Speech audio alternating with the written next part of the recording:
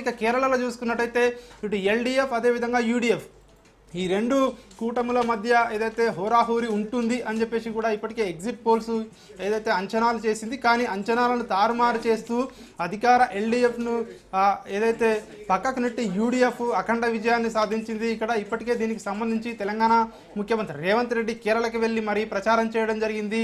దీంతో కాంగ్రెస్ శ్రేణులు కేరళ విజయంతో సంబరాలు జరుపుకుంటున్నటువంటి పరిస్థితి కనిపిస్తూ ఉంది. అయితే ఇక్కడ ముఖ్యమంత్రి అభ్యర్థి ఎవరు అనే దానిపై అయితే ఒక ఉత్కంఠ కొనసాగుతూ ఉంది. ఎందుకంటే ఇప్పటికే కేసీ వేణుగోపాల్ కానివచ్చు, అదేవిధంగా ఇక్కడ ఉన్నటువంటి ప్రతిపక్ష నేత కానివచ్చు, సో వీళ్ళిద్దరు కూడా సతీశన్ వీళ్ళిద్దరు కూడా ముఖ్యమంత్రి పదవి రేసులో ఉన్నారు. మరి అధిష్టానం ఎవరిని ముఖ్యమంత్రి పదవికి ఎంపిక చేస్తుందని చెప్పేసి కూడా ఒక ఉత్కంఠ అయితే కొనసాగుతూ ఉంది. దీనికి సంబంధించి పార్టీ అధిష్టానం ఒక నిర్ణయం తీసుకునే అవకాశం మనకు కనిపిస్తూ ఉంది. అస్సాం చూసుకున్నట్టయితే అస్సాంలో మూడవసారి ఏదైతే బీజేపీ ప్రభుత్వం ఇక్కడ అధికారాన్ని చేపట్టబోతా ఉంది. బీజేపీ ఇప్పటికే 100 స్థానాలకు పైగా కూడా లీడింగ్లో కొనసాగుతూ ఉంది. రెండవ పొజిషన్లో కాంగ్రెస్ పార్టీ కేవలం 20 స్థానాల వద్దనే ట్రెండింగ్లో కొనసాగుతున్నటువంటి పరిస్థితి కనిపిస్తూ ఉంది. కాంగ్రెస్లో ఏదైతే కాంగ్రెస్లో ఉన్నటువంటి గొగోయ్ ఏదైతే ఘోర ఓటమి పాలు కావడం జరిగింది. ఆయన 23,000 ఓట్ల భారీ తేడాతో ఆయన కీలక నేతగా ఉన్నారు. కాంగ్రెస్ పార్టీలో ఆయన ఓటమి పాలు కావడం జరిగింది. ఇప్పటికే పుదుచ్చేరికి సంబంధించి చూసుకున్నట్టయితే ఇప్పటికే ఎన్డీఏ ప్రభుత్వం తన ఏదైతే పుదుచ్చేరిని నిలుపుకోవడం జరిగింది. పుదుచ్చేరి అదేవిధంగా అస్సాం ఇటు బెంగాల్ ఈ 3 రాష్ట్రాల్లో చూసుకున్నట్టయితే బీజేపీ ఇక్కడ విజయం సాధించడం జరిగింది. కేరళలో యూడీఎఫ్ అదేవిధంగా తమిళనాడులో టీవీకే పార్టీలు విజయం సాధించడం జరిగింది. రిజల్ట్స్ ఇంకా కూడా వస్తూ ఉన్నాయి. మరి కాసేపట్లోనే పూర్తి రిజల్ట్స్ కూడా వచ్చే అవకాశం కనిపిస్తూ ఉంది. వీటికి సంబంధించి మరి కాసేపట్లోనే ఒకవైపు బీజేపీ కేంద్ర కార్యాలయంలో బీజేపీ సంబరాలు చేసుకోవడానికి ఇప్పటికే కార్యకర్తలు పెద్ద ఎత్తున అక్కడ చేరుకోవడం జరిగింది. మరి కాసేపట్లోనే ప్రధానమంత్రి నరేంద్ర మోడీ, అమిత్ షా ఇతర కీలక నాయకులు అక్కడికి రాబోతున్నట్టుగా కూడా తెలుస్తూ ఉంది. ఈ యొక్క ఇంతటి అఖండ విజయాన్ని సాధించినటువంటి ప్రజలను ఉద్దేశించి ఆయన కీలకమైనటువంటి ఉపన్యాసం చేసే అవకాశం కనిపిస్తూ ఉంది. ఖచ్చితంగా రాబోయే రోజుల్లో ఇతర రాష్ట్రాలు ఏవైతే ఉన్నాయో తెలంగాణ లాంటి రాష్ట్రాలు ఏవైతే ఉన్నాయో బీజేపీ ఏదైతే టార్గెట్గా పెట్టుకుందో సో అట్లాంటి రాష్ట్రాలపై ఇక బీజేపీ ఫోకస్ ఉండే అవకాశం ఉంది అని చెప్పేసి ఇప్పటికే పార్టీ నేతలు మాట్లాడుతున్నటువంటి పరిస్థితి మనకు కనిపిస్తూ ఉంది. చక్రి అయితే రాజు, కౌంటింగ్ కేంద్రాల వద్ద ప్రస్తుత పరిస్థితి ఎలా ఉంది? అస్సాం, బెంగాల్ వంటి రాష్ట్రాల్లో ఫలితాల తర్వాత హింస చెలరేయకుండా ఎలాంటి భద్రతా చర్యలు తీసుకుంటున్నారు?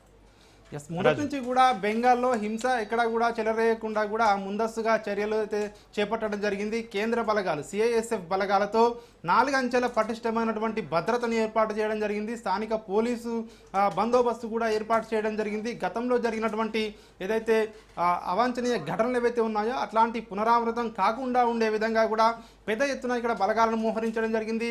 అదేవిధంగా ఇటు కౌంటింగ్ విషయానికి వచ్చినట్టయితే కూడా కౌంటింగ్ అబ్జర్వర్ల విషయంలో కూడా ఎక్కడ కూడా ఛాన్స్ తీసుకోలేదు ఎలక్షన్ కమిషన్. ఇటు కౌంటింగ్లో ముఖ్యంగా ఇటు సెంట్రల్కి సంబంధించినటువంటి ఎంప్లాయీస్ను మోహరించడం జరిగింది. ప్రత్యేక పోలీసులను కూడా కౌంటింగ్కు మోహరించడం జరిగింది. ప్రత్యేకమైనటువంటి సీసీ కెమెరా నిఘా మధ్యలో ఈ కౌంటింగ్ ఉండే విధంగా కూడా ఏర్పాటు చేయడం జరిగింది. ప్రత్యేకంగా క్యూఆర్ కోడ్లతో కూడినటువంటి ఐడి కార్డులను ఇవ్వడం జరిగింది. సో ఐడి కార్డు లేని వారిని అనుమతి లేదు అని చెప్పేసి కరాఖండిగా చెప్పడం జరిగింది.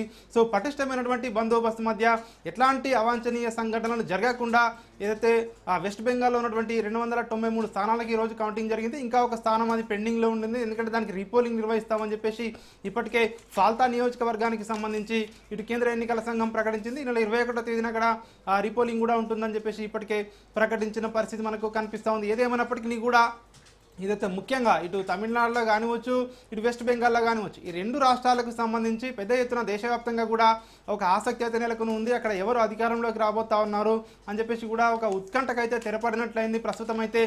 ఇక్కడ ముఖ్యంగా తమిళనాడులో చూసుకున్నట్టయితే ఇంకా కూడా మ్యాజిక్ ఫిగర్కు దూరంలో ఉన్నారు విజయ్. కాబట్టి దానికి సంబంధించి ఆయన ఇప్పటికే కాంగ్రెస్ పార్టీ అదేవిధంగా ఇటు లెఫ్ట్ పార్టీలకు చెందినటువంటి కొంతమంది ఎమ్మెల్యేలతో ఇప్పటికే టీవీకే పార్టీ చర్చలు చేస్తున్నట్టుగా కూడా మనకు సమాచారం అందుతూ ఉంది. అయితే ఏది ఏమైనప్పటికీ పూర్తి ఫలితాలు వెల్లడైన తర్వాత ఇంకా ఎన్ని సీట్లు తక్కువ ఉంటాయి అన్న అంశం ఒక క్లారిటీ వచ్చిన తర్వాత ఆయన ఏ పార్టీతో జతకట్టే అవకాశం అయితే మనకు కనిపిస్తూ ఉంది. ఒకవేళ కనుక ఆయన 90-95 స్థానాల మధ్య కనుక ఏదైతే టీవీకే పార్టీ పరిమితం అయితే ఖచ్చితంగా ఏఐడిఎంకే కానివచ్చు లేదంటే డిఎంకే ఈ 2 పార్టీల్లో ఏదో ఒక పార్టీతో ఖచ్చితంగా పొత్తుకు వెళ్ళవలసినటువంటి పరిస్థితి కనిపిస్తూ ఉంది. ఎందుకంటే వాళ్ళ మద్దతు అవసరం ఉంటుంది. సో ఇప్పుడున్న పరిస్థితుల్లో ఇంకా కూడా పూర్తి స్థాయిలో రిజల్ట్స్ ఇంకా వస్తూ ఉన్నాయి కాబట్టి సో ఏం జరగబోతా ఉంది అనేది మరి కాసేపట్లో ఒక ఫైనల్ కంక్లూజన్ అయితే వచ్చే అవకాశం కనిపిస్తూ ఉంది. చక్రి అయితే రాజు, అస్సాంలో బీజేపీ పట్ల ప్రజలు ఇంతటి అచంచల విశ్వాసం చూపడానికి కారణం అభివృద్ధి పథకాలా లేక స్థానిక అంశాలా? ఎస్, ముఖ్యంగా అస్సాంలో ఒకవైపు కాంగ్రెస్ పార్టీ మొదటి నుంచి కూడా చెప్తా ఉంది అస్సాంలో గెలిచే అవకాశం ఉంటుందని చెప్పినప్పటికీ కూడా అక్కడ ఉన్నటువంటి పరిస్థితులు, రాజకీయ పరిస్థితులు, అదేవిధంగా అక్కడ ఉన్నటువంటి కాంగ్రెస్ పార్టీలో ఉన్నటువంటి నాయకులను కలుపుకొని వెళ్ళడంలో కాంగ్రెస్ పార్టీ వెనకబడింది. ప్రధానంగా ఇటు పోలింగ్ విషయంలో కానీ ఏదైతే ఎన్నికల ప్రచారంలో కానివచ్చు కాంగ్రెస్ పార్టీ వెనకబడిందని చెప్పేసి కూడా పార్టీలోనే ఉన్నటువంటి నాయకులు మాట్లాడుకుంటున్నటువంటి పరిస్థితి కనిపిస్తూ ఉంది. అక్కడ అందరూ కూడా ఏకతాటిపైకి రాకపోవడం, అదేవిధంగా బీజేపీకి ధీటుగా ప్రచారం నిర్వహించే నాయకులు పెద్ద ఎత్తున అంటే ఎక్కువ మంది లేకపోవడం, కేవలం ఒకరిద్దరు ముఖ్య నాయకులు మాత్రమే ఉండడం, ఇవన్నీ కూడా కాంగ్రెస్ పార్టీ ఓటమికి కారణాలని చెప్తా ఉన్నారు. మూడవసారి ఏదైతే బీజేపీ పార్టీ అక్కడ అధికారంలోకి రాబోతా ఉంది, హిమంత బిశ్వ శర్మను ప్రజలు పూర్తిగా విశ్వసించడం జరిగింది. ఆయన ఏదైతే చేసినటువంటి ఉపన్యాసాలు కానివచ్చు, ఆ హిందుత్వ ఎజెండాను ప్రజల్లోకి తీసుకెళ్లడం కానివచ్చు, ఇవన్నీ అక్కడ అస్సాంలో పనిచేశాయని చెప్పేసి కూడా బీజేపీ నాయకులు భావిస్తున్న పరిస్థితి కనిపిస్తూ ఉంది. ఇవన్నిటి అంశాల దృష్ట్యా అస్సాంలో మరోసారి కమలం వికసించిందని చెప్పేసి కూడా బీజేపీ పార్టీ నాయకులు మాట్లాడుకుంటున్నటువంటి పరిస్థితి కనిపిస్తూ ఉంది. యూడీఎఫ్లో ఏదైతే ఎల్డీఎఫ్ మళ్ళీ అధికారంలోకి వస్తుందని చెప్పేసి కూడా ఇటు ఎగ్జిట్ పోల్స్ అంచనాలు చెప్పినప్పటికీ కూడా ఇటు యూడీఎఫ్ అధికారంలోకి రావడం పట్ల అక్కడ ఉన్నటువంటి ఏదైతే దేశవ్యాప్తంగా కాంగ్రెస్ పార్టీ శ్రేణులు అయితే సంబరాలు జరుపుకుంటున్నటువంటి పరిస్థితి కనిపిస్తూ ఉంది. ముఖ్యంగా సీఎం రేవంత్ రెడ్డి ప్రచారం కూడా కలిసి వచ్చిందని చెప్పేసి కూడా ఇటు తెలంగాణ నాయకులు మాట్లాడుకుంటున్నటువంటి పరిస్థితి కనిపిస్తూ ఉంది. ముఖ్యమంత్రి రేవంత్ రెడ్డి నేరుగా ఆయన సీఎం పినరాయి విజయన్పై అటాక్ చేయడం, ఆయనపై నేరుగా విమర్శలు చేయడం, ఇవన్నీ కూడా అక్కడ యూడీఎఫ్ విజయానికి ఇవన్నీ కారణమయ్యాయి. రేవంత్ రెడ్డి పర్యటన గేమ్ చేంజర్గా మారిందని చెప్పేసి ఇటు కాంగ్రెస్ పార్టీ నాయకులు, తెలంగాణ నాయకులు మాట్లాడుకుంటున్నటువంటి పరిస్థితి కనిపిస్తూ ఉంది. Right, thank you Raju.